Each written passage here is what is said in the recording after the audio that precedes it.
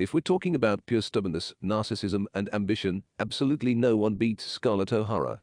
Our main character is a rich, spoiled girl living on the taro plantation in Georgia in the 1860s, the type of girl who makes every guy in the room drop to his knees just because she's gorgeous and sharp-tongued. But plot twist. Life doesn't go her way. Everything is going great until she catches feelings for her neighbor, Ashley Wilkes.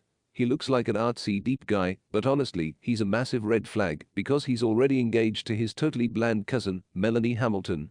At a barbecue, in a total moment of zero self-control, Scarlett goes rogue and confesses her love to Ashley. And oh my god, it's not a secret. The whole conversation gets overheard by Rhett Butler, the ultimate bad guy turned anti-hero, sarcastic, rebellious, and an outcast from a high-class family. But here is the crazy plot twist. Instead of exposing her, he falls head over heels for her attitude and sass.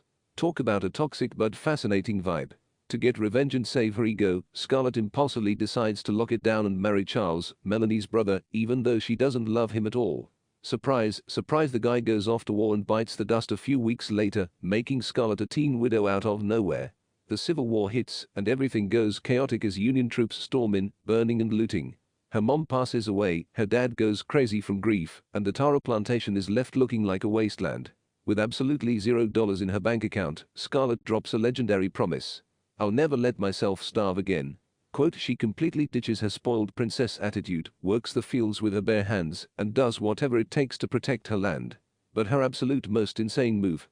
She literally steals her little sister's fiancé, Frank Kennedy, just because the guy owns a booming sawmill and has cash. Like, girl, seriously? What happened to sisterhood? Before you know it, Frank gets himself killed in a raid. Right on cue, the bad boy Rhett Butler pulls up like a savior and weds Scarlett. Even though he knows she only married him for his money and her obsession with Ashley, Rhett spoils her rotten, and they have a baby girl named Bonnie Blue. But let's be real, their marriage is an absolute warzone, because Scarlett is still daydreaming about her snowflake crush, Ashley, 24/7.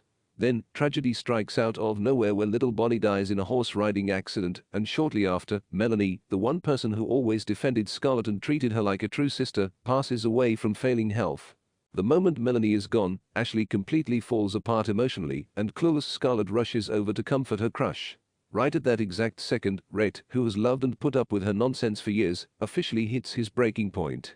He realizes that trying to hold on to someone whose heart belongs to someone else is absolute humiliation, so he packs his bags and is ready to walk out the door. This is the ultimate mind-blowing awakening for Scarlett, as she is completely shook to realize she never actually ached for love with Ashley. It was literally just a shallow teenage fantasy. The only person she has ever truly loved, the one person who understood and tolerated all her worst traits, is Rhett Butler. She sprints to find him, sobbing and begging him to stay. But it's too late, and as he walks out, he drops the iconic legendary line. "Frankly, my dear, I don't give a damn." Oh my god, watching this part is so frustrating. Karma really came back around to hit her hard. The novel wraps up with a scene that honestly makes you respect her because, instead of breaking down, going into a depression, or crying forever, Scarlett wipes her tears and holds her head high. She decides to pack up and head back to the taro plantation, her roots, and the true source of her power.